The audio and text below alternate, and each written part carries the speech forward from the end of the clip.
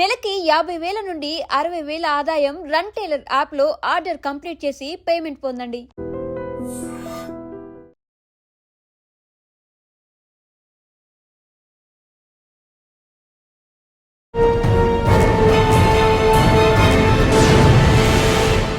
Welcome to crime diaries. ఈ వారం మన guest 1995 batch police officer.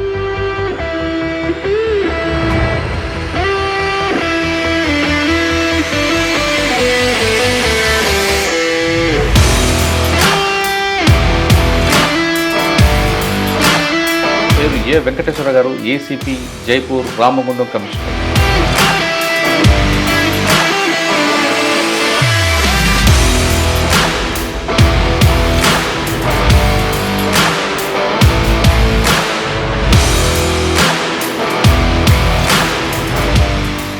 Jagtial అనగా నక్సల్స్ మూవ్మెంట్, మరోవైపు కోరోట్ల మైగ్రేట్ ఫార్మ్ లేబర్, ఈ రెండు ఇష్యూస్ ఎలా సార్ట్అవుట్ చేసుకుంటాం? మేజర్ ప్రాబ్లం మావోయిస్ట్ దళాలు 4 దళాలు తిరిగేది.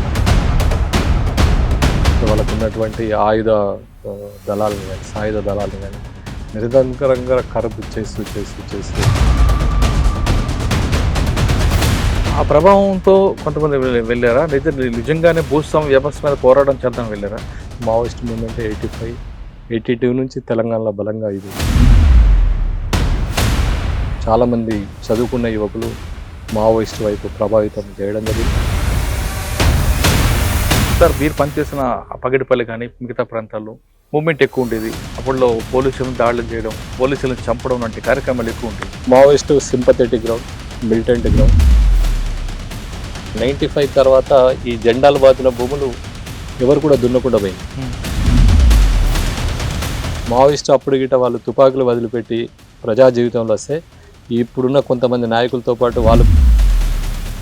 సార్, ఆ టైంలో మీ బాగా కలిసి వేసిన సంఘటన చెప్పండి. రుద్రంగి అనే విలేజ్లో తుంకరి పనిచేసే ఆమెని 3 బొమ్మలు అని ఉంటాయి అక్కడ. ఆ 3 బొమ్మల కాడికి తీసుకుపోయి ఆమె తలనరికి అక్కడ పెట్టడం జరిగింది. ఎందుకు? మహిళలను చంపకూడదు కదా. అంతా కూడా ల్యాంపెనింగ్గా ఎప్పుడైతే వీళ్ళు 95 తర్వాత రకాలుగా మావోయిస్ట్ అంటే ఎవరు ఇంత క్రూరంగా చేస్తారు, ప్రజల మధ్యన కూడా చాలా తిరుగుబాటు వచ్చింది. అట్లాంటి చాలా ఇన్సిడెంట్స్. ఇంకోటి నేను ఉదాహరణ ఇన్సిడెంట్, తెల్లారి పెళ్లి చేసుకుంటుంది అమ్మాయి, చేసుకుందామని పెళ్లికి మెహందీ రాసుకునే క్రమంలో మైనర్ అమ్మాయి. కారణం ఏంటంటే అప్పుడు ఒక దళ సభ్యుడు ఈమెను ప్రేమిస్తున్నాడు, వాడు బయటకు వెళ్ళిపోతాడు ఈమె లేకుంటే అని చెప్పేసి ఒక ఫాల్స్ ఆలోచించడం. మైనర్ అమ్మాయి మావోయిస్టుల యొక్క పనికి మాలిన మైనర్ అని చూడకుండా తీసుకొని పోయి ఆమెను చంపడం జరిగింది. 20 years ఎంతమంది ఆఫీసర్లు? సురేంద్రబాబు గారు, సురేంద్రబాబు సార్ ఫస్ట్, తర్వాత ఉమేష్ చంద్ర సార్, తర్వాత నళిన్ ప్రభా సార్, తర్వాత ప్రవీణ్ కుమార్ సార్, తర్వాత గంగాధర్ సార్, శివశంకర్ రెడ్డి సార్.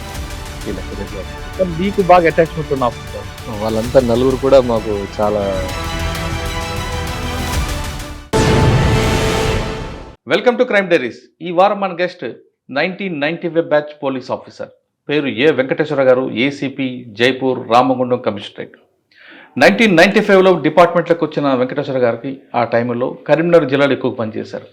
అప్పుడు ఆ ప్రాంతంలో నక్సల్స్ ప్రభావిత ప్రాంతమైన చాలా ప్రాంతాల్లో పనిచేసి అక్కడ ఎక్స్చేంజ్ ఆఫ్ ఫైర్లు ఉన్నాయి, చాలా ఎన్కౌంటర్ కనిపిస్తున్నాయి. ఆయన డిపార్ట్మెంట్లోకి వచ్చినప్పుడు నక్సల్స్ మూవ్మెంట్ ఏ విధంగా ఉండేది, ఆ సమస్య పరిష్కారానికి కేవలం ఎన్కౌంటర్లే కాకుండా సరెండర్ పాలసీ ఎంచుకున్నారా, లేదు వాళ్ళ వైపు మిగతా కామన్ ప్రజలు కూడా వెళ్లకుండా ఉండడానికి ఏ విధంగా చర్య తీసుకున్నారు, అప్పుడు ఆఫీసర్స్ ఏ విధంగా సపోర్ట్ ఉండేది, ఈ సోషో ఎకనామిక్ ప్రాబ్లం ఎలా సాల్వ్ చేసుకొచ్చారు అనే విషయాలతో పాటు ప్రజెంట్ జైపూర్లో కల్తీ విత్తనాలు ఏ విధంగా జరుగుతున్నాయి, ఆ కల్తీ విత్తనాలు కల్తీ ఎరువుల్ని ఎలా పట్టుకుంటున్నారు, రామగుండం కమిషనరేట్కి సంబంధించిన అంబర్ కిషోర్ జా సిపి గారి ఆదేశాలతో ఈ రైడ్స్ ఎలా జరుగుతున్నాయి, ఈ టాస్క్ని ఏ విధంగా ముందుకు తీసుకెళ్తున్నారు విషయాన్ని సార్ అంటే తెలుసుకుంది. సార్ నమస్తే అండి. నమస్కారం. వెంకటేశ్వర గారు, డిపార్ట్మెంట్లో మీరు బై ఛాన్సా బై చాయిసా రావడం, వచ్చిన తర్వాత మీరు కరీంనగర్ జిల్లాకు పనిచేస్తున్నప్పుడు మూవ్మెంట్ ఎలా ఉండేది, ఆ మూవ్మెంట్ని ఎదుర్కోవడానికి ఏ విధంగా ఫుడ్ పెట్రోలింగ్ కానీ ఇంటెలిజెన్స్ పెట్రోలింగ్ ఎలా చేసేవారు, మీకు టీం ఎలా దొరికింది, ఆఫీసర్ సపోర్ట్ ఎలా ఉండేది? అంటే ఇప్పుడంటే మూవ్మెంట్ లేదు కాబట్టి అందరూ ప్రశాంతంగా ఉన్నారు, హ్యాపీగా తిరుగుతున్నారు, యూనిఫామ్ వేసుకొని తిరిగేవి. కానీ ఒకప్పుడు మీరు యూనిఫామ్ వేసుకొని తిరగలేని రోజుల్లో ఏ విధంగా ఉండేది? మీరు ఒకసారి ఇంటి నుంచి ఆఫీస్కి వచ్చిన తర్వాత మీ ఇంట్లో ఫ్యామిలీ గారు ఏ విధంగా టెన్షన్ పడేవారు?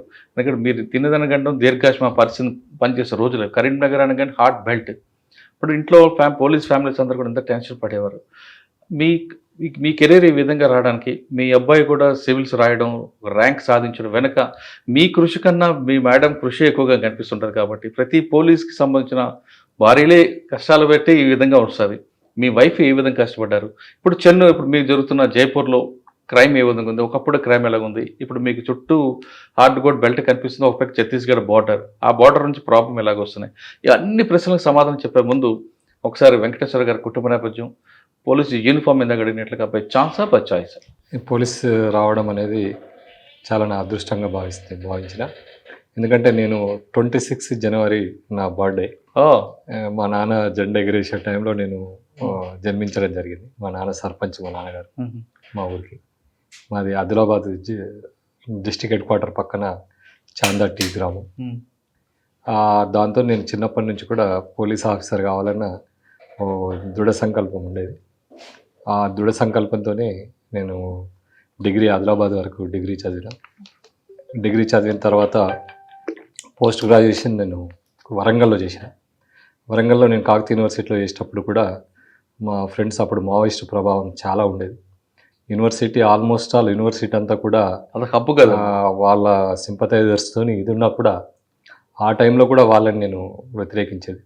అంటే మీరు అగెనిస్ట్ నేషన్ అన్న దీని మీద ఎప్పుడు కూడా భారత వ్యవస్థ మీద, భారత రాజ్యాంగం మీద ఒక దృఢమైన నమ్మకంతో చిన్నప్పటి నుంచి నేను ఇది కావడం జరిగింది, బ్రాటప్ కావడం జరిగింది. దానికి అదృష్టంగా నేను ఎస్ఐగా సెలెక్ట్ కావడం నేను మా పూర్వజన్మ పుణ్యం, మా అమ్మ నాన్నల కృషి.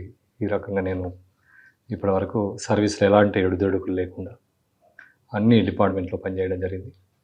దానికి నేను నా అన్యత అందరికీ అంటే ముందు మీ తల్లిదండ్రులకి, తర్వాత మీ గురువులకి, వీళ్ళందరికీ మీరు చెప్పుకుంటూ వస్తున్నారు. ధన్యవాదాలు. ఓకే సార్, ట్రైనింగ్ అయిన తర్వాత ఫస్ట్ పోస్టింగ్ ఎక్కడ వచ్చిందండి? మాది 1995 బ్యాచ్. 16 ఆగస్టులో ఆంధ్రప్రదేశ్ పోలీస్ అకాడమీలో ఫస్ట్ బ్యాచ్ మాది. అక్కడ ట్రైనింగ్ 9 నెలల శిక్షణ అనంతరం, తర్వాత బటాలియన్ గ్రౌండ్ శిక్షణ అనంతరం కరీంనగర్ రావడం జరిగింది. మా ఆదిలాబాద్ జిల్లా నుంచి, అప్పుడు ఉమ్మడి ఆదిలాబాద్ జిల్లా నుంచి మా బ్యాచ్లో 4 మాత్రమే సెలెక్ట్ అయ్యాను. అందులో నేను ఒకరిని. మిగతా ముగ్గురు ప్రకాష్, ఇప్పుడు మంచిర్యాల, ఆయన బోత్ ప్రాపర్ సార్. శ్రీనివాసరావు అని చెప్పి మందమర్రి ప్రాపర్. కరుణాకర్ రావు అని ఖానాపూర్ ప్రాపర్. మేము 4 వచ్చి ఇక్కడ చేయాలి. అప్పుడు చాలా మట్టు కూడా నేను ఎస్ఐగా సెలెక్ట్ అయినప్పుడు అప్పటికి నేను ఐటీడీఏలో టీచర్గా చేసిన, 1 year టీచర్ చేసిన. అందరూ కూడా మా అమ్మ నాన్న ఎవరికి కూడా ఇష్టం లేదు. అప్పుడైతే మావోయిస్ట్ ప్రాబల్య ప్రాంతం, ఇంక్లూడింగ్ మా ఆదిలాబాద్ కూడా చాలా ప్రాబల్యమైన ప్రాంతం. ఇంద్రవెల్లి అవన్నీ కూడా మా పరిసర ప్రాంతాలే. మా అమ్మ నాన్నకు అసలు ఇష్టం లేకుండే, అసలు పోలీస్ కావడం ఇష్టం లేదు.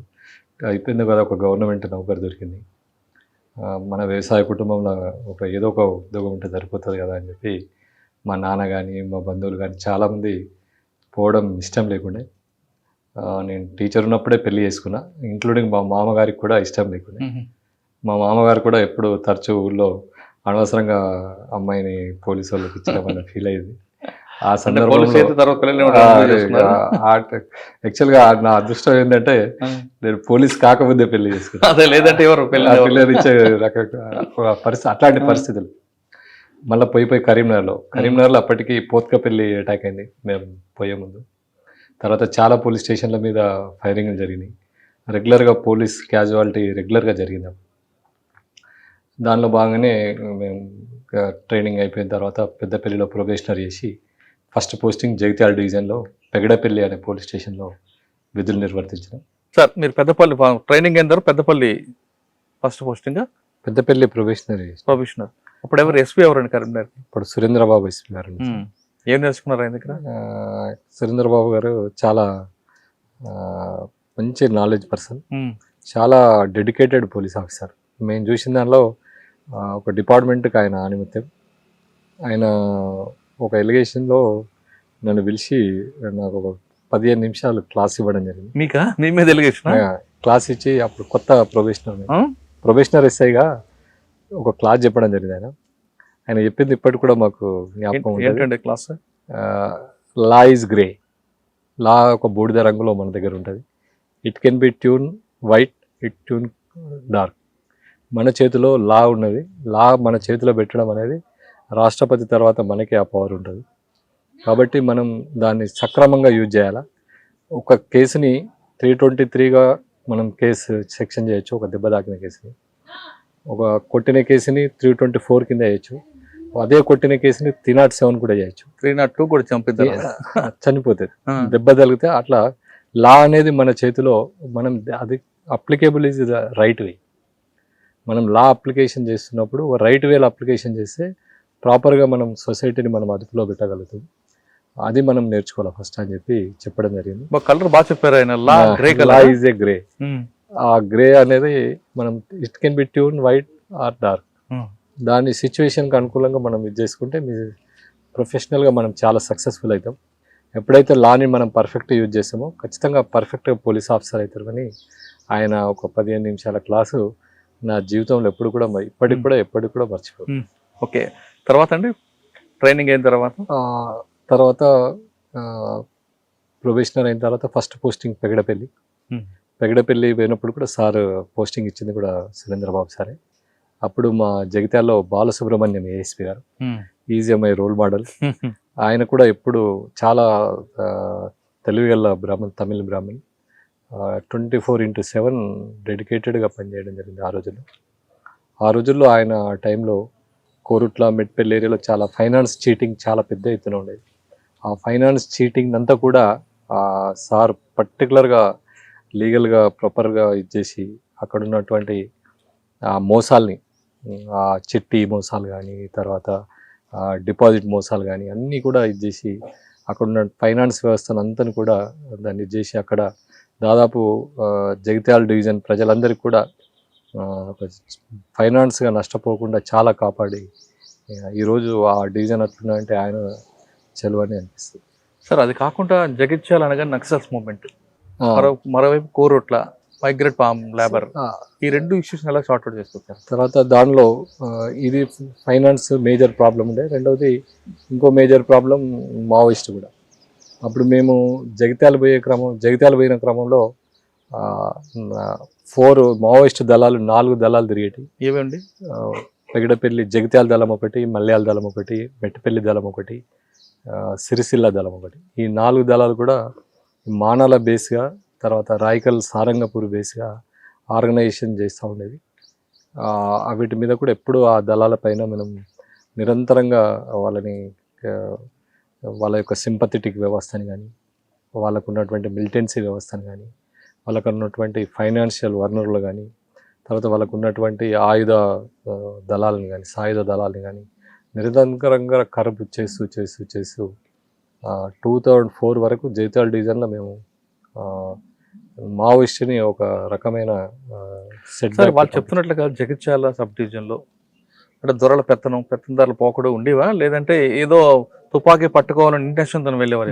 అంటే ఐడియాలజీ కాకుండా. ఎస్ మీరు కరెక్ట్ క్వశ్చన్ అడిగారు. మేము పోయిన కొత్తలో మేమంతా కూడా ఆదిలాబాద్ నుంచి పోయిన క్రమంలో చాలామంది దొరతనాలు, దొరగడీలు అన్నీ కూడా ఉండేటివి. బిఫోర్ 85 to 95 అంతకంటే ముందు కూడా చాలా రకాలైనటువంటి భూస్వామ్య వ్యవస్థ, ఒక ఫ్యూడల్ వ్యవస్థ అక్కడ ఉండేది. ఆ వేళ్ళు ఊడుకున్న ఫ్యూడల్ వ్యవస్థని మామూలుగా ప్రజాస్వామ్యయుతంగా ఎదుర్కోలేక అప్పుడున్నటువంటి చదువుకున్న యువకులు కొంతమంది ఈ ఫ్యూడలిజాన్ని వ్యతిరేకించడానికి, ఈ దొరతనాల్ని భూస్వాములకు వ్యతిరేకంగా కొంతమంది ఈ సాయుధులై అప్పుడున్నటువంటి మావోయిస్టు దాన్ని యూజ్ చేసుకొని దున్నేవాడి కన్నా భూమితోని చాలామంది ఈ పల్లెలకు వెళ్దాం పద అని చెప్పేసి వాళ్ళు ఇచ్చిన పదంతో జగిత్యాల జైత్య యాత్ర నుంచి కూడా మావోయిస్టు పీపుల్స్ ఫౌండర్ కూడా అక్కడ అయినాయి కాబట్టి గణపతి ఆర్గనైజేషన్ చాలా స్ట్రాంగ్ ఉండేది.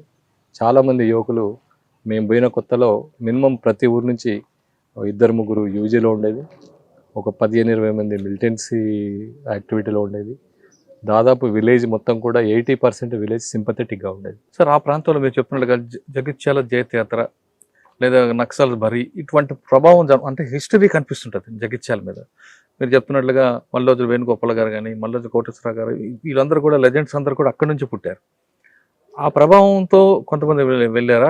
నిజంగానే భూస్వామ్య వ్యవస్థ మీద పోరాటం చేద్దాం వెళ్ళారా?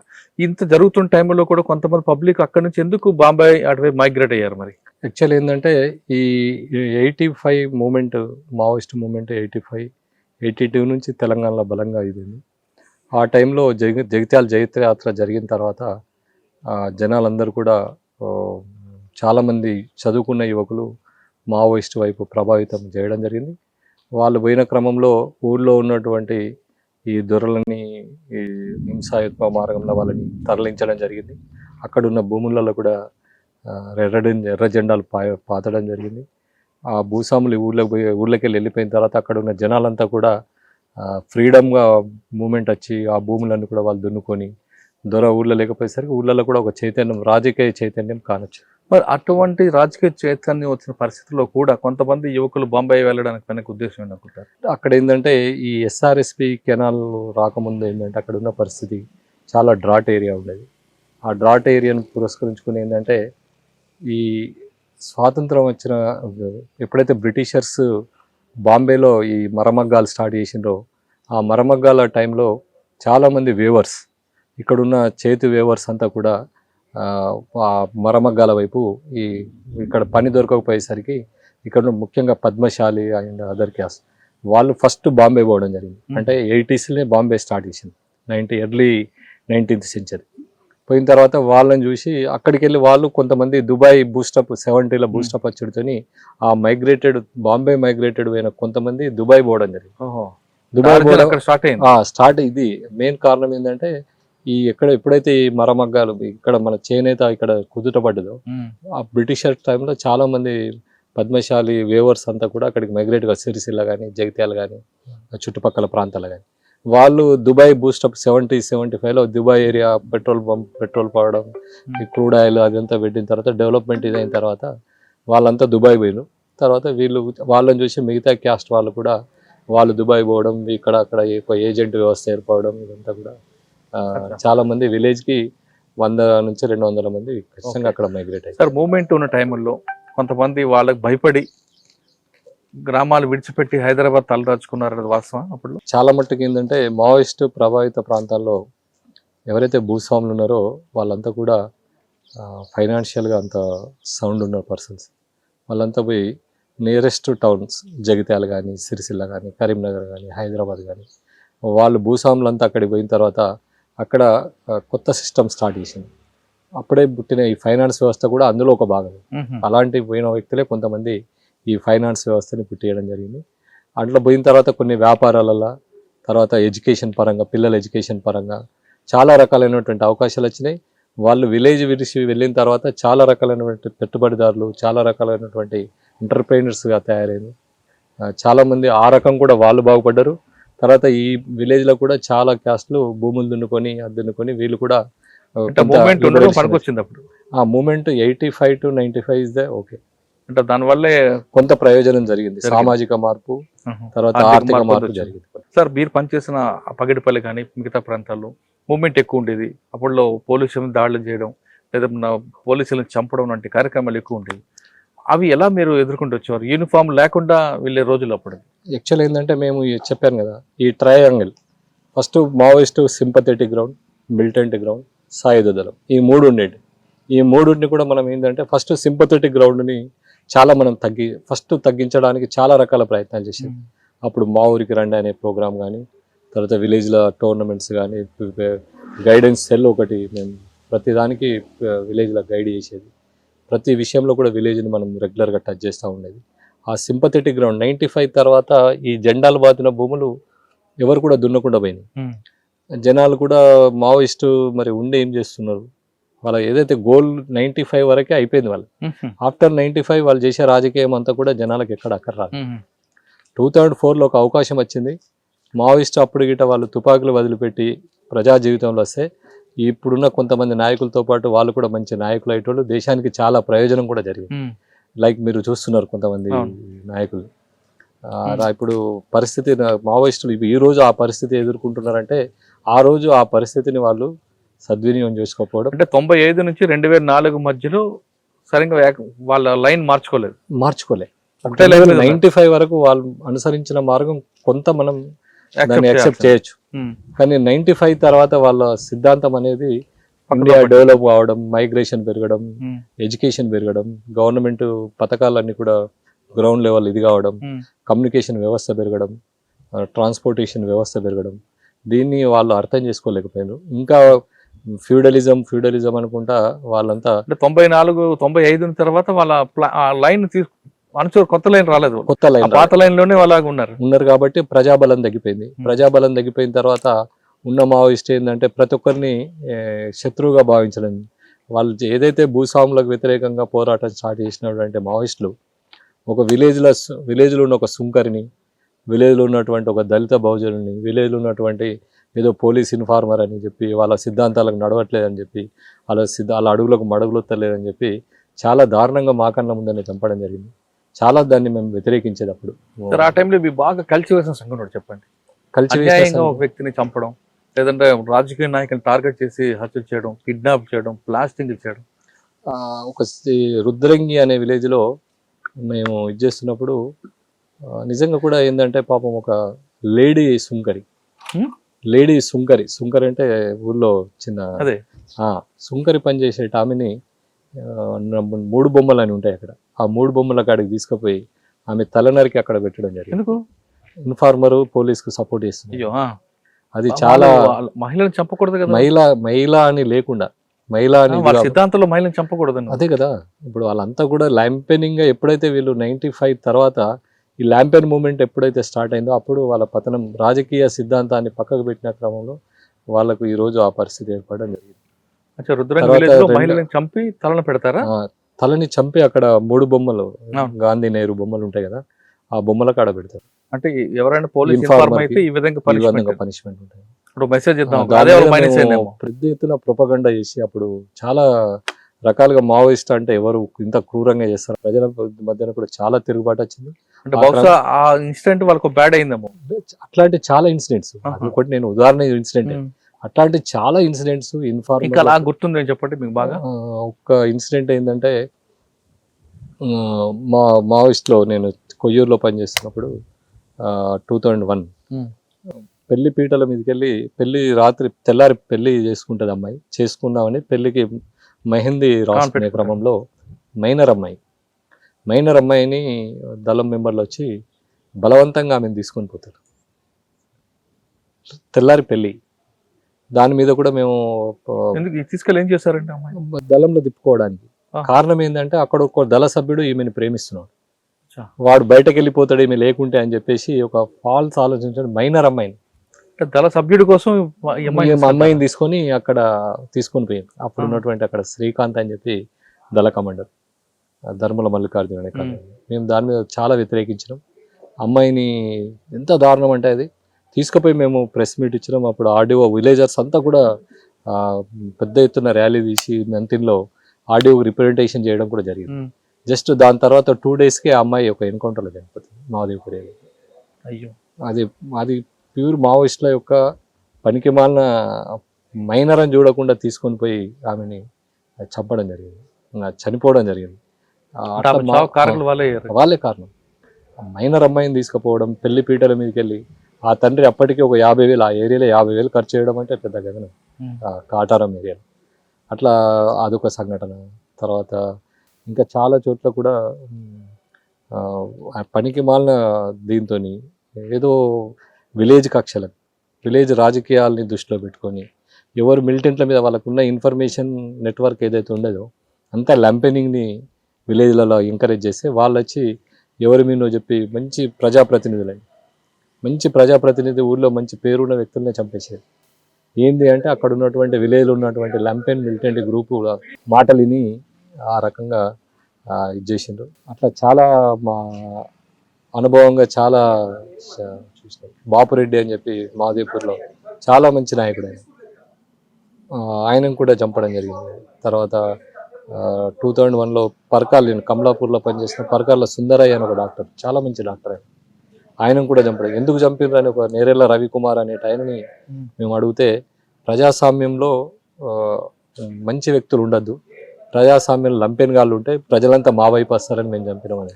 సరే, అప్పుడులో దుద్దల శ్రీధర్ మన శ్రీధర్ బాబు గారు మంత్రి గారు అతని నుంచి కూడా చనిపోవడం. ఆయన కూడా మంచి నాయకుడు, శ్రీపద మంచి ప్రజలల్లో పాపం పేద ప్రజలకు ఆ ఏరియాలో పెద్ద దిక్కుగా ఉండేది. ఆయనను కూడా తీసుకుపోయిన క్రమంలో మేము అదే ఏరియాలో పనిచేసినాం. అసలు ఆ రోజు ఏం జరిగిందండి? ఏదో మాట్లాడదామని చెప్పి తీసుకొని పోయి చంపడం. దాని పూర్వపరాలన్నీ కూడా మాకు అంతగా తెలియదు. సార్, ఆ ప్రాంతంలో మీరు పనిచేస్తున్న టైంలో మీరు మావోయిస్టులు అంటే నక్సల్ చేసిన అరాచకాలు చెప్పుకొచ్చారు. ఇంకా మీ వైపు నుంచి ఏ విధంగా కోంబింగ్ ఉండేది? మీరు ఏ విధంగా అంటే అటు మావోయిస్టులు సపోర్ట్ చేస్తున్నారని ఇన్ఫార్మ్లు, ఎవరైతే కోవర్ట్ ఉన్నారని ఇన్ఫార్మ్ వాళ్ళని తీసుకెళ్ళి అంటే అన్నలకు అన్నం పెట్టారని నెపంతో కూడా చాలా మంది తీసుకెళ్లి కేసులు పెట్టి రిమాండ్ చేశారు. మేము పోయిన 95 కొత్తలో ఉండేది. మా సురేంద్రబాబు ఎస్పీ గారు కానీ, మా ఉమేష్ చంద్ర సార్ కానీ, మా ప్రవీణ్ కుమార్ సార్ టైంలో కానీ మేము చాలా రకాలుగా ఈ ఏదైతే మీరు అన్నది ఉన్నది చూడు, తీసుకుపోయి కొట్టడం, థర్డ్ డిగ్రీ ఉపయోగించడం కానీ, లేదంటే ఏదో రికార్డ్ పర్పస్గా వాళ్ళని చేసి ఎన్కౌంటర్లు చేయడం కానీ, అవన్నీ కూడా ఆల్మోస్ట్ ఆల్ స్టాప్ చేసి 95 వరకు జరిగేది. అది కొద్దిగా ఉండేది కావచ్చు. అంటే వాళ్ళ అన్నలకు అన్నం పెట్టారని వాళ్ళ మీద వైలెన్స్ ని న్యూట్రలైజ్ చేయడానికి ఇంకో వైలెన్స్ జరిగేది కావచ్చు. కానీ ఆఫ్టర్ 95 చాలా రకాలుగా పోలీసు మావోయిస్ట్ పోవడానికి తెలంగాణ పోలీసు చేయని ప్రయత్నం లేదు. సార్, మీరు ఆ టైంలో చాలా ఎక్స్చేంజ్ ఆఫ్ ఫైర్లు చేశారు. ఫస్ట్ ఎక్స్చేంజ్ ఆఫ్ ఫైర్ ఎక్కడ జరిగింది? Combing exchange of fire Manala అడవులలో ఫస్ట్ ఎక్స్చేంజ్ ఆఫ్ ఫైర్ చేసినాం. ఫస్ట్ కత్లాపూర్ మండలంలో చింతగట్టు అనే ఒక విలేజ్ ఉంటుంది. ఆ విలేజ్ కోనాపూర్ మధ్యలో ఫస్ట్ ఎక్స్చేంజ్ ఆఫ్ ఫైర్ చేసినాం. దానిలో అనుపురం కొమరయ్య అని చెప్పి అప్పుడు జిల్లా కార్యదర్శి ఉండే ఆయన పీరియడ్లో చేయడం జరిగింది. గాలిలో కాల్పులు జరిగినాయి. ఎవరికి మీ రికార్డులో దాదాపు 30 నుంచి 40 వరకు ఎక్స్చేంజ్ ఆఫ్ ఫైర్లు ఉన్నాయి, 13 ఎన్కౌంటర్లు ఉంటాయి. మీ సిచ్యువేషన్ తగ్గట్టు మీరు హ్యాండిల్ చేసి ఉండొచ్చు, కాదన్ను. కానీ మీకు ఒక మనసు ఉంది కాబట్టి అరే అన్యాయంగా చచ్చిపోయారా అని ఫీల్ అయ్యే సంఘటన జరిగింది అనిపించేది కదా. వాళ్ళంతా కూడా మన సమాజంలో సభ్యులు, మన వాళ్ళే కదా, మన వాళ్ళే. నీకు ఒక ఉదాహరణ చెప్తా. రాజారాం అని చెప్పి హన్మకొండ జంట నగరాల కార్యదర్శి. ఆ పిల్లోడు నా రూమ్ పక్కన ఉండేది. నేను ఎంఏ ఎకనామిక్స్, ఎంఏ కామర్స్. ఆ పిల్లోడు ఆయన నక్సలైట్ అని నాకు తెలియదు, కానీ ఆయన almost all Maoist RSU organizer. ఆయన జంట నగరాల కార్యదర్శిగా చనిపోయినప్పుడు చాలా బాధపడాల్సి వచ్చింది. రెగ్యులర్గా మేము బయాజ్ చేసేది. ఎందుకు అన్న మావోయిజంతో మీరు ఏం సాధించాలనుకుంటున్న దాని మీద, సమాజంలో మీరు ఏం కోరుతున్నారు అన్న మీద, వైలెన్స్ అనేది భారత సమాజానికి పనికిరాదన్న దాని మీద చాలా బయాజ్ చేసేది. ఆయన చనిపోయినప్పుడు మాత్రం చాలా బాధపడ్డాడు.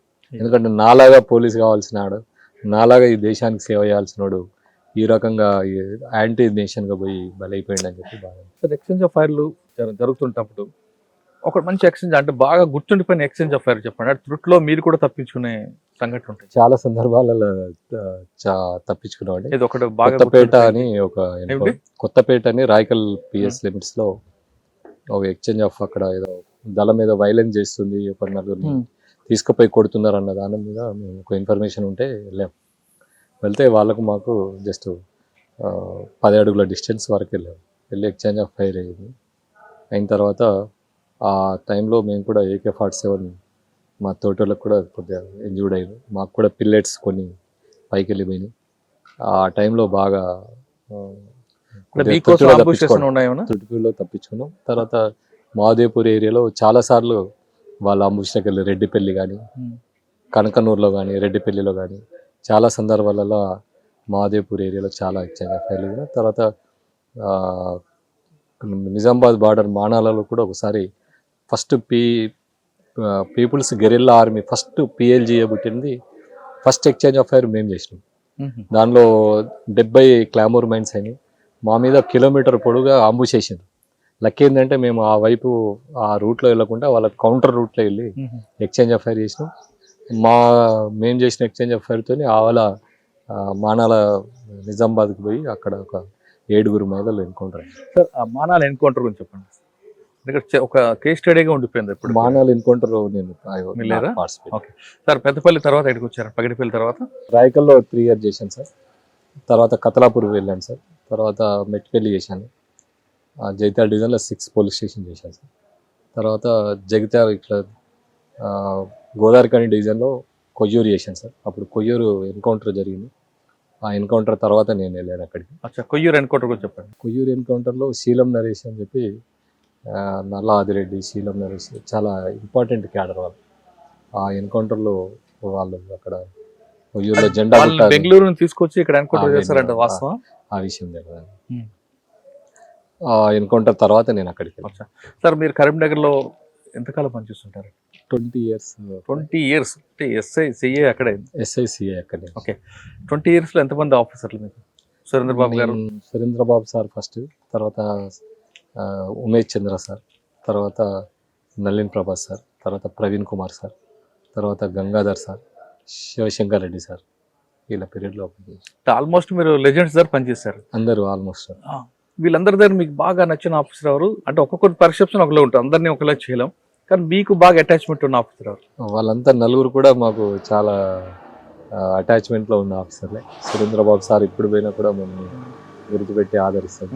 నళిన్ ప్రభాస్ సార్ కూడా చాలా ఇప్పటికి కూడా మొన్న డీజీ అయినప్పుడు కూడా మాట్లాడడం జరిగింది. నళిని ప్రభాత్ గారు కేవలం మిమ్మల్ని ఎందుకు బాగా లైక్ చేశారు? అంటే అక్కడ చేశారు, చేస్తున్నారు కూడా. చాలా మందితోని అట్రాక్షన్ ఉండదు. నేను ఒక ఎన్కౌంటర్లో సార్ ఏం చెప్పిందంటే, గుడ్ వర్క్ ఎవరైనా చేస్తే మా ఇంటికి తీసుకెళ్తా అని చెప్తే ఫస్ట్ నేనే చేసినది. ఏం చేశారు? కొత్తపేట ఎన్కౌంటర్. ఏదండి? కొత్తపేట అని విలేజ్లో మా జగిత్యాల దళంతో స్పెషల్ యాక్షన్ టీం వాళ్ళది. ఆ యాక్షన్ టీంని నేను ఇది చేశాను sir.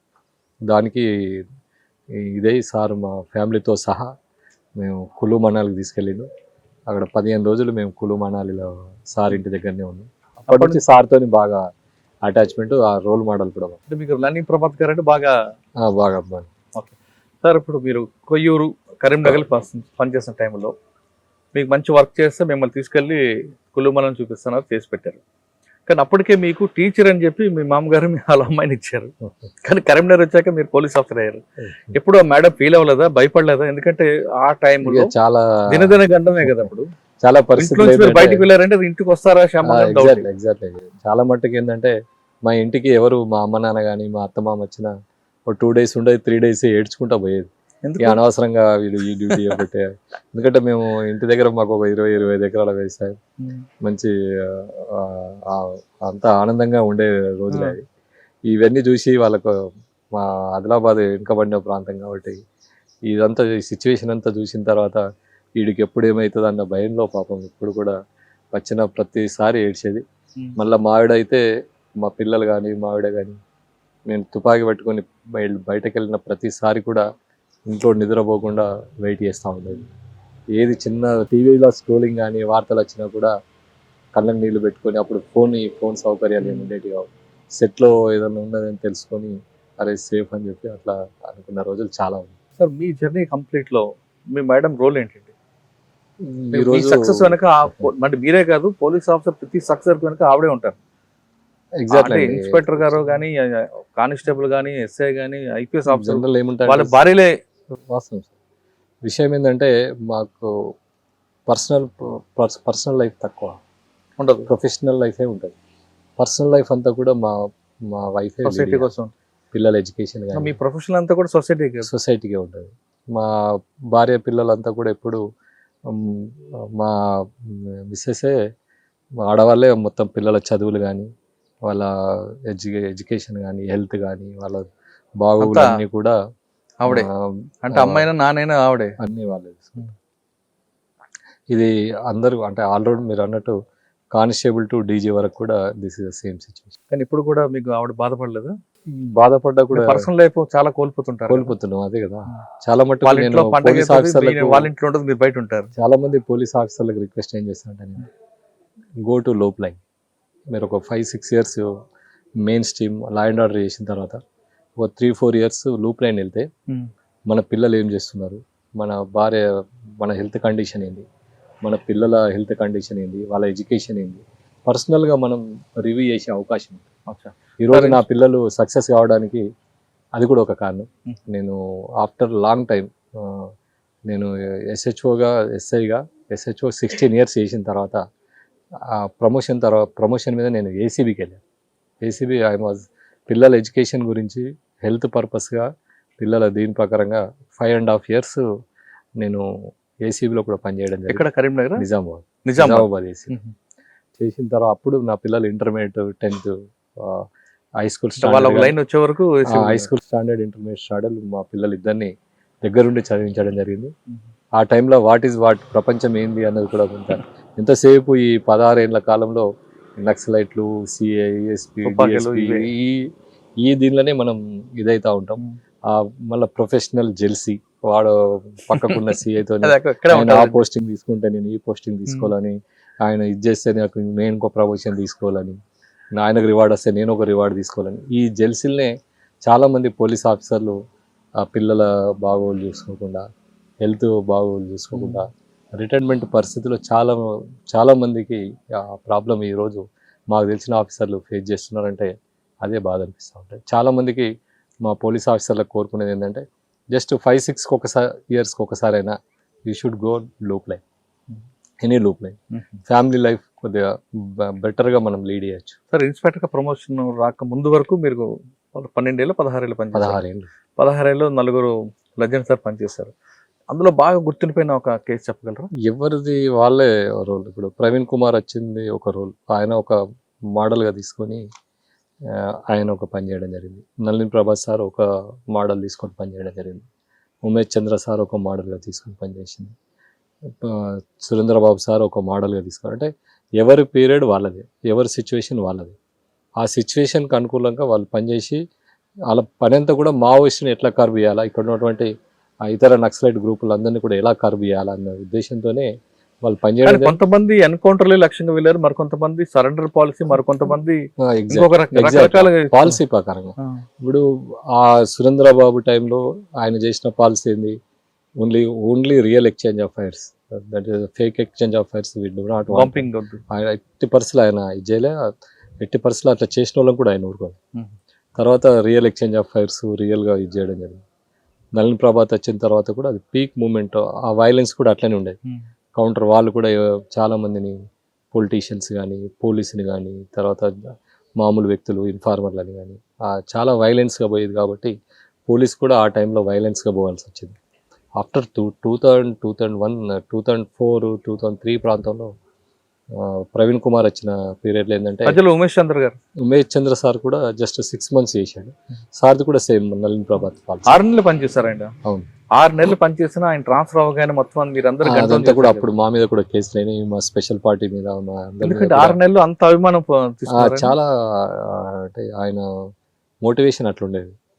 Is a legend police officer. ఆయన మోటివేషన్లో ఎవరు పనిచేసినా కూడా ఆయన కంటే ఎక్కువ ఇంతజాజంగా పనిచేస్తారు. అది ఆయన దగ్గర ఉన్న గొప్పతనం. అందుకే 6 నెలల్లో ఆయన ట్రాన్స్ఫర్ అవగానే మీ అందరూ చాలా కరీంనగర్ పోలీసులో ఒక తనదైన ముద్ర ఏర్పాటు చేయడం జరిగింది. కేసులు కూడా అప్పుడు చాలా మంది పోలీస్ ఆఫీసర్ల మీద కూడా మా మీద కూడా అప్పుడు ఎంక్వైరీస్ జరిగింది. ఓకే, తర్వాత ప్రవీణ్ కుమార్ గారు చెప్పండి. ప్రవీణ్ కుమార్ సార్ పీరియడ్లో ఏంటంటే సార్ ఏంటంటే ఈ ఏరియా పుత్రుడు కాబట్టి ఆయన ఒక సామాజిక వర్గానికి ఒక ఈ ఏరియాలో ఉన్న ఆయన మెంబర్ ఇది కాబట్టి ఆయన ఇక్కడున్న సమాజాన్ని చాలా స్టడీ చేసి ఏం చేసినంటే అంతకుముందు వరకు ఏముండదంటే ఒక దళంని మనం ఎన్కౌంటర్ చేసినా వాళ్ళు 10 రోజులలో ఇంకో 10 మంది కలిసి ఒక దళం ఫామ్ అయింది. తర్వాత ఏం చేసినంటే సరెండర్ పాలసీ చాలా, అంతకుముందు ఎవరైనా సరెండర్ అయితే పోలీస్ చుట్టూ తిప్పుకొని వాళ్ళని మా పోలీస్ దగ్గరనే పెట్టుకొని బయటకు పంపించేది కాదు. సరెండర్ అయిన తర్వాత ఏం చేసినంటే సరెండర్ పాలసీ ప్రాపర్గా గవర్నమెంట్ తరఫు నుంచి వాళ్ళకు 2-3 లక్షలు ఇచ్చి, వాళ్ళకి జీవనోపాధి ఇచ్చి, వాళ్ళ మీద కేసులన్నీ కూడా ఎత్తివేసి వాళ్ళు ఊళ్ళో ఫ్రీగా ఉండేటట్టు చేయడం వల్ల చాలామంది బలవంతంగా దళంలో వేయనోళ్ళు, బలవంతంగా ఎట్లా అంటే అప్పటి వరకు దళంలో వేయటోళ్ళు ఎట్లుండేది అంటే చాలామంది ఎవరు కూడా మనస్ఫూర్తిగా దళంలో వేయనోళ్ళు లేరు 2000 తర్వాత. అవునా? విషయం ఏంటంటే వాళ్ళని ఏదో చిన్న విలేజ్లో చిన్న గ్లడ్జెస్ ఉంటాయి, ఏదో పక్కోళ్ళతో గొడవ ఉంటుంది, భూమి పంచాయతీ ఏదో ఉంటుంది. ఆ సందర్భంగా దళం దగ్గరకు పోయితే ఈ దళం ఏం చేసేది, వాళ్ళ చుట్టూ తిప్పుకొని ఒక వైలెన్స్కి తీసుకుపోయేది. ఎవరినో కొట్టడానికో చంపడానికో ఈ పిల్లోడిని మెల్లగా వీడు ఆ తుపాకి పట్టుకుంటే మన ఊర్లో మనకు అందరు భయపడతారు అన్న దీంతో వాళ్ళు ఎంబడిపోతే ఆ వైలెన్స్ చేసే కాడ వీడిని ముందు పెట్టి అంటే ఊరోళ్ళందరూ చూస్తుండే పలానా విలేజ్ వాడు అన్నలలో తిరుగుతున్నాడు. అది మా దాకా వచ్చిన తర్వాత మేము వాని కొర తిరిగితే అప్పుడు వాడు దళంకు టచ్ అయ్యి అన్న ఆ దళం ఏం చెప్పేదంటే నువ్వు బయటకు వెళ్తే పోలీసు వాళ్ళు చంపేస్తారు, నువ్వు మా దగ్గరనే ఉండు గమ్ము కానీ. అట్లా సగం మంది దళంలో వాళ్ళే తిరిగారు. ఎప్పుడైతే ఈ సరెండర్ పాలసీ మేము పెట్టిన తర్వాత చాలామంది అట్లాంటి ఎవరైతే పోయినరో చిన్న చిన్న కారణాల వల్ల దళంలో పోయిన వాళ్ళంతా కూడా తుపాకులు అక్కడ బారేసి బయటకు రావడం. సార్ అదే టైంలో ప్రవీణ్ కుమార్ గారు ఎక్స్పీ టైంలో 43 మంది ఒకేసారి సరెండర్ అయిండు. దాదాపు 300 మంది.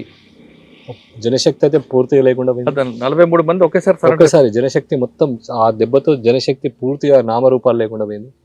మావోయిస్ట్ లో కూడా చాలా మట్టుకు రిక్రూట్మెంట్ తగ్గిపోయింది. ఈ లోపు కోవర్ట్ ఆపరేషన్ స్టార్ట్ అయింది. ఆ కోవర్ట్ ఆపరేషన్ తోను కూడా వాళ్ళు రిక్రూట్మెంట్ నమ్మలేకపోయాడు. వాడు ఎవడు ట్రూ పర్సన్ ఎవడి ఆ అపనమ్మకం ఒకటి, ఈ సరెండర్ పాలసీ ఒకటి, ఈ రెండుతో ఏమైందంటే కరీంనగర్లో 2004 వచ్చే వరకు ఆల్మోస్ట్ ఆ దళాలన్నీ కూడా వైండప్ అయిపోయినాయి. కానీ కొంతమంది పార్టీలోకి హోంగార్డులకి పంపించి దళ సభ్యుడిగా వాళ్ళ ఇన్ఫర్మేషన్ తీసుకొచ్చేవారు కదా అప్పుడు. కోవర్ట్ ఆపరేషన్స్ అప్పుడు ఇట్లాంటి వాళ్ళలో ఉన్నటువంటి కొంత వ్యక్తులు వాళ్ళ సిద్ధాంతం మీద విరక్తి చెంది వాళ్ళు ఉంటే దేశానికి నష్టం అన్న ఉద్దేశంతో కొంతమంది మా వైపు వచ్చేది వాస్తవం. వాళ్ళని ఖచ్చితంగా వాళ్ళు కూడా పిలిపించి సరెండర్ అయ్యి వాళ్ళకి హోంగార్డుల జాబ్ ఇవ్వడం కూడా చేయించేవారు కదా. తప్పకుండా చాలా మందికి మనం సరెండర్ పాలసీలో వాళ్ళకు జీవనోపాధి కల్పించడం మన ఇది. దానిలో కొంతమందిని హోంగార్డ్ కూడా చేయడం జరిగింది. సార్ 4 సంవత్సరాలు అయిపోయింది, 4 లెజెండ్స్ చూశారు. తర్వాత ఈ సీఏగా ప్రమోషన్ రాగానే ఏసీబీ వెళ్ళాను నిజామాబాద్ ఏసీబీలో 5 years 2010 నుంచి 14 ఏసీబీలో మీకు బాగా గుర్తుండిపోయి డిఏ కేసు కానీ ఒక ట్రాప్ కేసు కానీ నేను ఏసీబీలో ఉన్నప్పుడు ఐ గాట్ 72 కేసెస్. డిఏ ట్రాప్లు 4 డిఎల్ చేశాను. 70 వరకు ఇయర్లీ 20 కేసెస్ మినిమం చేశాను. సార్ ఏసీబీలో డిఏ కేసుల్లో కన్విక్షన్ రాదు, ట్రాప్ కేసులు కన్విక్షన్ వస్తుంది, ఎందుకంటారు? డిఏ కేసు అంటే డిస్ప్రపోర్షనేట్ అసెట్స్. ఇదంతా కూడా మనం రికార్డుగా చాలా మట్టుకు మనం అంతా కూడా ఎవ్రీథింగ్ ఏసీబీలో ఏంటంటే everything DA case on record ఉంది. ఆ రికార్డ్ ఏంటంటే గవర్నమెంట్ పర్మిషన్ తీసుకునే క్రమంలో చాలా మట్టుకు వాళ్ళు దాన్ని మళ్ళీ అదంతా కూడా మా అక్రమ సంపాదన కాదు, మా తాత ముత్తాతలు కానీ చాలా రకాలుగా క్లెయిమ్ చేసుకోవడం జరుగుతుంది. ఆ క్లెయిమ్ తోని కొంత డిఏ కేసులలో కొంత కన్విక్షన్ రేట్ తక్కువ ఉంటుంది. బాగా గుర్తుండిపోయింది చెప్పండి. ట్రాప్ ఏంటంటే చాలా మటుకు నేను రైతాంగం నుంచి పోయాను. మా నాన్న రైతు, తర్వాత ఒక విలేజ్ అట్మాస్ఫియర్తో మీద చాలా మట్టుకు ఎవరైనా రైతులను వేధిస్తే మాత్రం ఖచ్చితంగా ట్రాప్ చేసేది. అది రెవెన్యూ డిపార్ట్మెంట్ అయినా ఎలక్ట్రిసిటీ డిపార్ట్మెంట్ అయినా కాదు. అందులో మీ దీంట్లో 3 స్టోరీలు ఉంటాయి. ఒకటి fish corruption, 2 goat corruption, 3 buffalo corruption. Fish corruption కి మీరు కూడా ఎగ్జామ్షన్ ఇచ్చేవారా? లేదు చిన్న రైతుకి వేధించాడు కాబట్టి దీంట్లో కోసేయాలని ఏదైనా కూడా సమాజంలో ఎవరైతే ఏ సమాజం అయితే వెన్నెముక ఉంటుందో ఆ సమాజానికి ఎవరు కీడి చేసినా కూడా వాళ్ళు కొంతమంది ఫిష్ కరప్షన్ ఎగ్జామ్ ఇచ్చేవారు. అట్లేం ఉండదు. ఇన్బిల్ట్ అయింది కదా, అట్లేం ఉండదు. కానీ కాకపోతే అకార్డింగ్ టు సిచ్యువేషన్. మీకు బాగా గుర్తుండిపోయిన ఒక డిఏ ఒక ట్రాప్ కేసు చెప్పండి. నిజామాబాద్ ఈ టైప్ కూడా క్రైమ్ ఇది చాలా ఒక పోలీస్ స్టేషన్ లో ఇట్లాంటి పోలీస్ స్టేషన్ ఐ థింక్ కామారెడ్డికి వెళ్ళి బాన్స్వాడ వెళ్ళే రూట్ లో ఉంటది. లింగంపల్లి ఆ పోలీస్ స్టేషన్ లో ఎస్ఐని ట్రాప్ చేయడం జరిగింది. ఆ ఎస్ఐని ట్రాప్ చేసేటప్పుడు ఆ లంబాడి వేషాలు వేసుకొని ఆ పోలీస్ స్టేషన్ లో పోయి పంచాయతీ మేము కూడా పాల్గొని ఆ ఎస్ఐని పట్టుకున్నది నిజంగా కూడా గ్రేట్. పట్టుకున్న తర్వాత ఆయన అక్కడ ఉన్నటువంటి దాదాపు ఒక 20 విలేజ్ల తండాలు ఉన్నటువంటి బై లంబాడ అంటే ట్రైబ్స్ అందరు వచ్చి ఒక టపాకాయలు ముట్టించి ఒక అవినీతి ఆఫీసర్ పోయిన చాలా ఒక అవినీతిపరుడైన ఆఫీసర్ని పట్టుకున్నారన్న దీని మీద చాలా మంది హ్యాపీగా ఫీల్ అయ్యి టపాకాయలు అదొకటి. సారీ ఏసీబీ తర్వాత ఏసీబీ 4 years తర్వాత గోదావరికని 1 town చేసి 1 town 3 years చేసి గోదావరికని 1 town 3 years చేసి తర్వాత కాజ్నర్ 2 years చేసి తర్వాత రామగుండం సిసిఎస్కి వచ్చిన తర్వాత ప్రమోషన్ వచ్చింది. ప్రమోషన్ తర్వాత ఏసీపీగా నిజామాబాద్ వెళ్ళాను. నిజామాబాద్ ఏసీపీగా 2 years చేసి 1 year సిసిఎస్ హైదరాబాద్ కూడా వైట్ కాలర్ అఫెన్స్ చేశాను. తర్వాత ఇక్కడ సార్ ఈ జర్నీలో మీకు బాగా గుర్తుండిపోయిన సంగతి ఎందుకంటే నేను- ఇన్స్పెక్టర్ గా మీరు గోదావరి కానీ సిర్పూర్ ఆఫ్టర్ గోదావరికన్ 1 town లో నేను చాలా దాదాపు అక్కడ ఉన్న రౌడీ షీటర్స్ని 22 మంది రౌడీ షీటర్లకు లైఫ్ కన్విక్షన్ ఇచ్చినాం. లైఫ్ కన్విక్షన్ వాళ్ళందరినీ కూడా జైలుకు పంపిన రోజు చాలా ఆనందం అనిపించింది. 22 మంది రౌడీ షీటర్ 22 మంది రౌడీ షీటర్లకు ఒకటే కేసులో 8 మందికి, ఇంకొక కేసులో 3 మందికి, 22 మందికి లైఫ్ ఇప్పించింది. అప్పుడు మనం చేసిన గొప్ప అచీవ్మెంట్ అది. దాంతో గోదావరి కని 1 town లో నేనున్న 2.5 years లో ఒక్క మర్డర్ కేసు కూడా జరగదు. రౌడీ ముఖాలందరినీ కూడా జైలు. మెయిన్ ఉద్దేశం ఏంటంటే అక్కడ ఉన్న జ్యుడిషియల్ వ్యవస్థ మనం అక్కడ ఉన్నటువంటి 6 ఎడిషన్ ఏడీజే గారు చాలా స్ట్రాంగ్ పర్సనాలిటీ ఆయన. ఏ కేసులో లైఫ్ వచ్చిందండి వాళ్ళకి? మర్డర్ కేసు వాళ్ళంతా కూడా వాళ్ళు ఏమంటారు డబ్బులు తీసుకొని మర్డర్ చేసే రకాల వాళ్ళు. వంశీ అని సుపారి మర్డర్ కేసు, వంశీ గ్యాంగ్ అని ఉండేది, ప్రేమ్ గ్యాంగ్ అని ఉండేది, ఇంకోటి నరేష్ గ్యాంగ్ అని ఉండేది. వీళ్ళంతా కూడా చాలా కరుడు కట్టిన ఇది. మాట్లాడితే వాళ్ళ కత్తులతోని అటాక్ చేయడం, అట్లాంటి గ్యాంగ్లన్నీ కూడా మనం ప్రాపర్గా ఇది చేసి మనకున్న అక్కడ ఉన్నటువంటి పొలిటికల్ ఇది కానీ అప్పుడున్న సోమవారం సత్యనారాయణ చాలా మంచి ఫేర్ పొలిటీషియన్స్. రౌడీ యాక్టివిటీస్ ఎక్కడ కూడా ఇది చేసేది కాదు. మా ఆఫీసర్స్ కూడా ఎవరు కూడా ఎస్పీ శివకుమార్. ఓకే. తర్వాత అక్కడ వెంకట నరసాయి అని చెప్పి డీజే గారు సార్ కూడా చాలా పవర్ఫుల్ ఇది. అట్లా ఒక కోఆర్డినేషన్ తోని జ్యుడిషియల్ మేము కోఆర్డినేషన్ తోని ఒక టౌన్ ని కంట్రోల్ పెట్టే ఒక రోల్ మోడల్ అది. ఆ సార్ గిట్ట అలా కన్విక్షన్ ఇవ్వకపోతే మేము ఎన్ని చేసినా కూడా ఈ క్రైమ్ కంట్రోల్ కాకపోతే. అంటే 82 మంది జైలుకి వెళ్ళిపోయారు. 22 మంది. దాంతో గోదావరి కానీ చాలా కామ్ అయిపోయింది. 2.5 years లో సింగిల్ మర్డర్ ఎక్కడ కాదు. సూపర్. లేదంటే రెగ్యులర్ గా నెలకు 3-4 మర్డర్స్ అయ్యాయి. గోదావరి తర్వాత కాగజ్నగర్ వెళ్ళాను. అక్కడే ఉందండి కాగజ్నగర్. నేను పోతూనే కమ్యూనల్ అక్కడ కమ్యూనల్ మాకు కొత్త. మా కన్నా ముందు ఇవన్నీ కూడా ఈ వాట్సాప్లు ఇవన్నీ వచ్చిన తర్వాత ఈ వాట్సాప్ గ్రూపులతోని ఒకరి దేవుణ్ణి ఒకరు తిట్టుకోవడం, ఒకరి హిందూ ముస్లిం హిందూ అని ఈ రకంగా వాళ్ళు కొంతమంది పిల్లలు ఇది చేసి అది కమ్యూనల్కు దారితీసి అక్కడ పెద్దగా ఒక వైలెన్స్ వచ్చింది. ఆ క్రమంలో దాన్ని కంట్రోల్ చేసిన విధానం అక్కడ ఒక 40 మందిని మనం యూఏపీఐ కింద కట్టి వాళ్ళందరూ కూడా 150B కింద అరెస్ట్ చేసి వాళ్ళ మీద అందరి మీద కమ్యూనల్ షీట్స్ ఓపెన్ చేసి ఇప్పటి వరకు కూడా నేను అక్కడ చేసి 10 years అవుతుంది. ఇప్పటి వరకు కూడా no violence ad. Next ACP Nizamabad ఏసీపీలో నేను చేసింది ఏంటంటే సిపి కార్తికేయ అండి, తర్వాత మా నాగరాజ్ సార్. నేను చేసింది అక్కడ చాలా అంటే ఆఫ్టర్ మావోయిస్ట్ నేను అక్కడ PFI మీద కేసు చేశాను. అప్పుడు సెంట్రల్ ఇంటెలిజెన్స్ వాళ్ళ ఇన్పుట్ నిజాం నేను కేసు నేనే చేశాను. ఆ కేసులో నేను 200 మందిని అరెస్ట్ చేశాను. యూఏపీఏ కింద కేసు చేసిన అన్లాఫుల్ యాక్టివిటీస్. దానిలో ఒక PFI ట్రైనింగ్ క్యాంప్ ని మనం అటాక్ చేయడం జరిగింది. ఎక్కడది? నిజామాబాద్ టౌన్ లో. చాలా పెద్ద ఎత్తున ఇది 2023లో 22లో పెద్ద ఎత్తున మనకు మనం ఈ నిజామాబాద్ కేసు మళ్ళీ తర్వాత NIA వాళ్ళు తీసుకున్నారు. NIA వాళ్ళు తీసుకున్న తర్వాత ఆ కేసులో మళ్ళీ వాళ్ళు ఒక 2000 మందిని అరెస్ట్ చేశారు.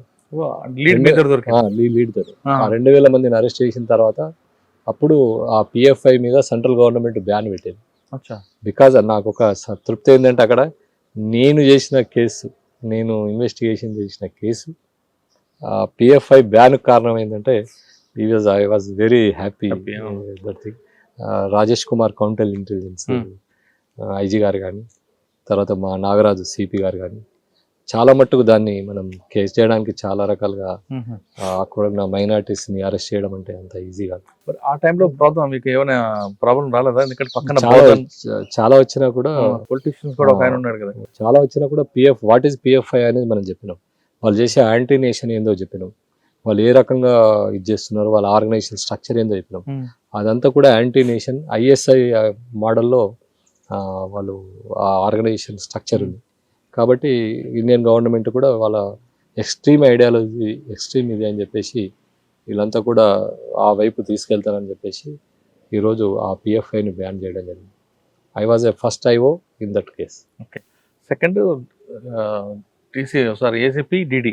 ఏసీపీ డీడీలో కూడా ఒక నందిగామ రాణి అని చెప్పి ఒక లేడీ, ఏలూరు, ఆమె ఒక సాఫ్ట్వేర్ ఇంజనీర్ని ఏదో అన్నయ్య అని చెప్పి ఆయన పాదాలని మొక్కుకుంటా రోజు ఆయన ఫోటోలు పెట్టి అన్నయ్య మనం మన ఏరియా ఒకటి కదా, మన ఏరియాని మనం బాగు చేద్దామంటే పాపం స్కూల్ కొరకు 30 కోట్లు ఇచ్చాయి. అది ఏలూరులో జరిగింది. తర్వాత ఆ స్కూల్ గురించి అన్ని పెట్టుబడి పెట్టే క్రమంలో ఈమె సుమన్ టీవీకి ఇంటర్వ్యూ ఏమి ఇస్తుందంటే నేను ఇట్లా 0 నుంచి హీరో అయినా అదేమి ఇస్తే ఆమెతోని మోసపోయిన బాధితులంతా కూడా మళ్ళీ సుమన్ టీవీకి వచ్చి మా దగ్గరికి వచ్చి కంప్లైంట్ ఇవ్వడం జరిగింది. ఆ కంప్లైంట్లో ఆమె మీద ఒక 6 కేసెస్ మేము ఆమె మీద పెట్టారు. ఇంకెవరి మీద పెట్టారు? ఆమె అనుచరుల మీద పెట్టారు, వాళ్ళ తమ్ముడు వాళ్ళ మీద పెట్టారు. వాళ్ళందరినీ కూడా మేమే వాళ్ళని అరెస్ట్ చేసి జైలుకు నందిగామరాజుని ఫస్ట్ జైలుకు పంపింది నేను. తర్వాత సిసిఎస్ డీడీ నుండి ఇక్కడికి వచ్చిన తర్వాత మా వివేక్ సార్ ఎమ్మెల్యే గారు కానీ మా సిపి గత శ్రీనివాస్ సార్ సిపి కానీ ఇదంతా కూడా మావోయిస్ట్ ప్రాబల్య ప్రాంతం. దాదాపు ఒక 3 పోలీస్ స్టేషన్లు మావోయిస్ట్ ప్రాబల్య ప్రాంతాలండి. చెన్నూరు, నీల్వాయి, కోటపల్లి అని ఉంటుంది. సార్ అటు మూవ్మెంట్ వస్తుంది ఒక దళం వచ్చి పోతుంటది అంటారు, వచ్చి పోతా ఉంటారు. గడిచిరోలి కూడా మనకు పక్కకు ఉంటుంది. గడిచిరోలి తర్వాత ఛత్తీస్గఢ్ ఉంటుంది. అంటే మనకు వాళ్ళు గడిచిరోలు దాటి ఇటు రావాలి కాబట్టి మహారాష్ట్ర దాటుకొని వచ్చేది. ఆదిలాబాద్ ఆర్గనైజేషన్ కూడా ఇప్పటికే అంత వీక్ అయిపోయింది. మొన్న భాస్కర్తో అంతా కూడా ఆల్మోస్ట్ ఆల్ ఇక్కడ వైండప్ అయిపోయింది. గడిచిరోలు కూడా ఆల్మోస్ట్ ఆల్ ఈ మధ్య కాలంలో అక్కడ కూడా మంచి. కానీ ఇక్కడ బీజాపూర్ మీకు దగ్గర ఉంది కదండి. బీజాపూర్ అంటే ఇక్కడికి కొంత కొరియర్ వ్యవస్థ ఉంది. వాళ్ళకి ఏమైనా సహకారాలు కావాలన్నా కూడా ఏదైనా చాలా మట్టుకు హాస్పిటల్ పరంగా కానీ డబ్బుల పరంగా కానీ వచ్చిపోతా ఉంది. మన దగ్గర చంద్రన్న లోకల్ గా ఉన్న కమ్యూనిస్ట్ నాయకులతో కలిసి వాళ్ళకి ఫండ్ ఇస్తూ వాళ్ళు మరొకసారి ఇటువైపు రావడానికి ప్రయత్నం చేస్తున్నారు. ఆ క్రమంలోనే సత్యగంగాధర్ రావు అని చెప్పి ఇక్కడ సెంట్రల్ కమిటీ మెంబర్స్ ని ఇక్కడ మన టేక్మట్ల విలేజ్ లో అరెస్ట్ చేయడం జరిగింది. వాళ్ళ మీద యూఐపిఏ కేసు ఇప్పుడు ఉంది. వాళ్ళంతా 80 years old. వాళ్ళని ఇక్కడ పెట్టి మెల్లగా ఆర్గనైజేషన్ మళ్ళీ రీఆర్గనైజ్ చేద్దామన్న ఆలోచనలో వచ్చిన క్రమంలో మనం ఇన్ఫర్మేషన్ ఉంటే పట్టుకోవడం జరిగింది. వాళ్ళు అరెస్ట్ చేసిండ్రు. ఇప్పుడు వాళ్ళు స్టిల్ యూఐపిఏ కేసులో అండర్ ట్రయల్ లో ఉన్నారు. మావోయిస్ట్ చాలా ప్రయత్నాలు చేసింది కోల్ బెల్ట్ లో ఇక్కడ ఇది కావడానికి, కానీ ప్రజలు అంగీకరించే స్థితిలో లేరు. ప్రజలు యాక్సెప్ట్ చేసే సిద్ధాంతం లేరు. వాళ్ళ విధానాలన్నీ కూడా ఇప్పుడున్న సమాజానికి ఏ రకంగా అడాప్ట్ కావడం లేదు. కాబట్టి మావోయిస్టులు ఇప్పటికైనా కూడా ప్రజా జీవితంలోకి వచ్చి బ్యాలెట్ బుల్లెట్ కాకుండా బ్యాలెట్తో కొట్లాడినట్టయితే ఖచ్చితంగా మీకున్న అంకిత భావానికి మీకున్నటువంటి డెడికేషన్కి ఖచ్చితంగా మీరు సక్సెస్ అవుతారు. దయచేసి మావోయిస్టులు అందరికీ కూడా మేము కోరుతున్నాం, అంతా మా సోదరులే వాళ్ళు వచ్చి బ్యాలెట్ని చేసి మీరు కూడా మంచి నాయకులు కండి, మంత్రులు కండి, ప్రజా సేవ చేయడానికి మంచి అవకాశాలు ఉన్నాయి. దయచేసి పోలీస్ ఆఫీసర్గా మేము వాళ్ళకు కోరుకుంటాం. సార్ ఇక్కడ జైపూర్ పక్కన బార్డర్ మన మహారాష్ట్ర, ఇక్కడ నుండి కల్తీ ఎరువులు కల్తీ విత్తనాలు వస్తుంటాయి, వాటి మీద మీ ఫోకస్ ఎలా ఉంటుంది? చాలా మట్టుకు ఈ మధ్యన గ్లైఫోసేట్ మందులు వాడతాను, గడ్డి మందులు ఎక్కువ వాడతాను. దానికి తట్టుకునే పత్తి జాతి ఒకటి BT3 పత్తిని ఈ ఏరియాలో చాలా మట్టుకు పెడుతున్నారు. గత సంవత్సరం నుంచి మేము వచ్చి నుంచి ఇప్పటి వరకు ఒక 15 కేసులు చేయడం జరిగింది. చాలా మట్టుకు కర్బు చేస్తూనే ఉన్నాం, కానీ రైతులు ముఖ్యంగా పెట్టడం బోల్గాడ్ 3 BT3 అంటారు. ఆ BT3 పెట్టడం వల్ల రైతుకు కొంత ఎకనామీగా కలిసి వస్తుంది. గడ్డి కలుపు ఉండదు, మందు కొడితే గడ్డి వెళ్ళిపోతుంది. వేరే BT2 పెడితే ఈ మందు కొడితే పత్తి మొక్క కూడా చనిపోతుంది. ఆ కలుపు మొక్కలన్నీ కూడా మాన్యువల్గా ఏరాల్సి వస్తుంది. దానికి మనుషులు దొరకట్లేదు, తర్వాత దానికి ఎక్స్పెండిచర్ కూడా ఎక్కువ అవుతుంది, కాస్ట్ ఆఫ్ ప్రొడక్షన్. దాంతో రైతులు కొంత ఆ దశగా వాళ్ళని మోటివేట్ చేసి వాళ్ళందరినీ ఆ రకంగా చేయడం జరుగుతుంది. తర్వాత ఒక రకంగా కేసులు చేయడం జరుగుతుంది. ఈ పార్టీకి మేము వచ్చి నుంచి ఇప్పటి వరకు ఒక 40-50% తగ్గించగలిసి. సార్ ఇది ఆర్గనైజ్డ్ క్రైమ్ అంటారా, అది ఇండివిజువల్గా జరుగుతుంది అంటారా? ఆర్గనైజ్డ్ క్రైమ్ అని కాదు, కానీ రైతు ఒక బాధ ఇదంతా. యాక్చువల్లీ ఏంటంటే రైతే అది డూప్లికేట్ కదా మరి రైతు బాధ. అంటే గవర్నమెంట్ కొంత పెట్టుబడికి అనుకూలంగా రేటు ఉండాలి.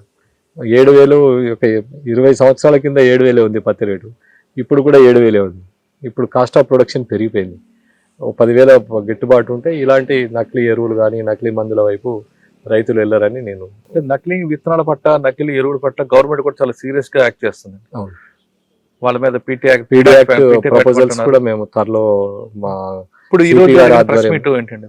ఈ రోజు పెట్టిన ప్రెస్ మీట్ గ్లైఫోసైట్ విత్తనాలు అమ్మే క్రమంలో ఒక వ్యక్తి దొరకడం జరిగింది.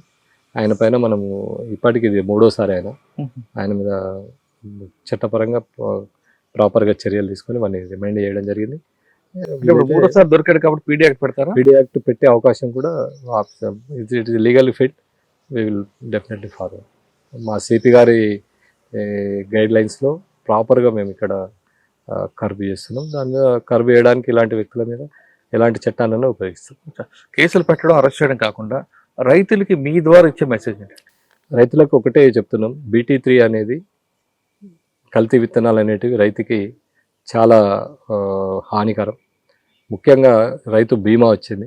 మీరు గవర్నమెంట్ సర్టిఫైడ్ చేసిన విత్తనాలు వాడితేనే మీకు బీమా వచ్చే అవకాశం ఉంది. కాబట్టి రైతు బీమాని ఉపయోగించుకోండి, మీకున్న నష్టాన్ని కానీ దీన్ని కానీ నివారించుకోండి.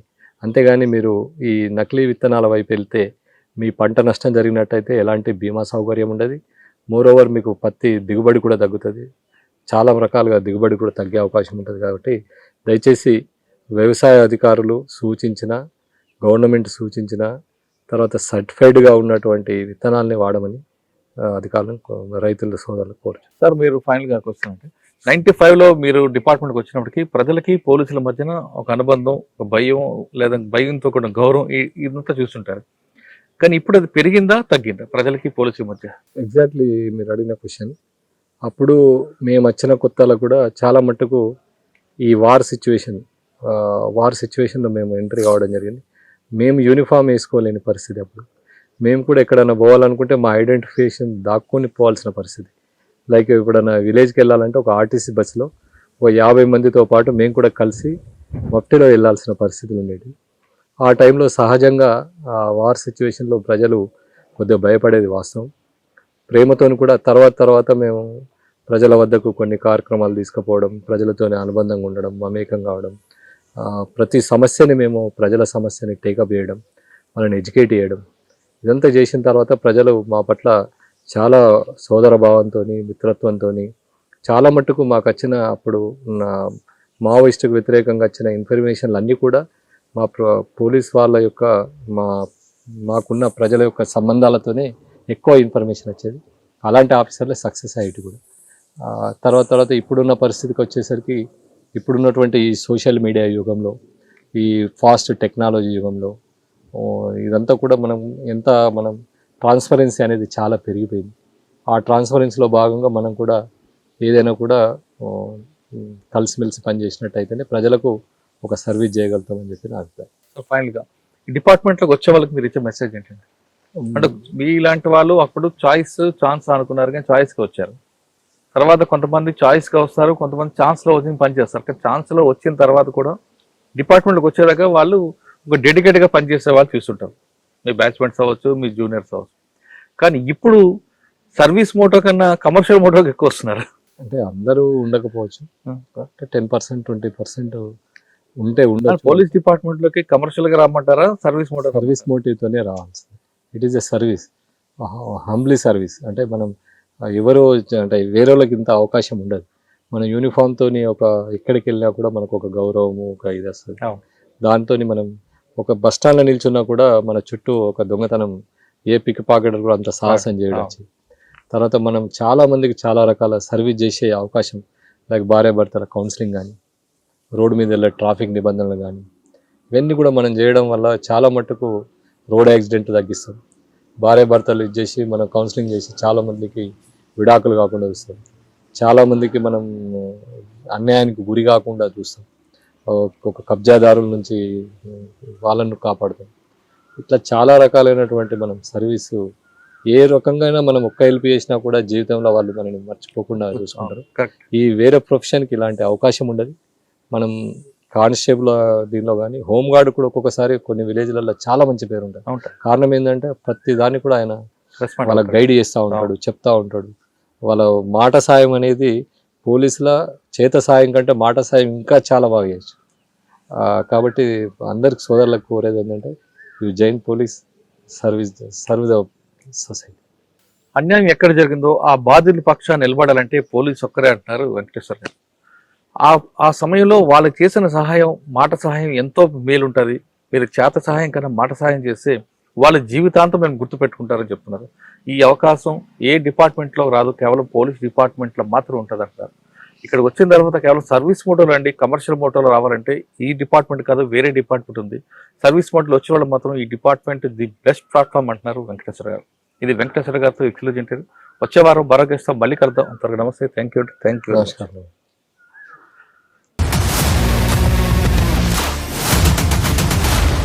I dreams, this police diaries is something very, very valuable towards that. I must really appreciate Murali, your insights. I dreams founder and CEO చిన్న వాసుదేవ్ రెడ్డి గారితో మురళీధర్ క్రైమ్ స్టోరీస్ చాలా ఫేమస్ అయిపోయినావు.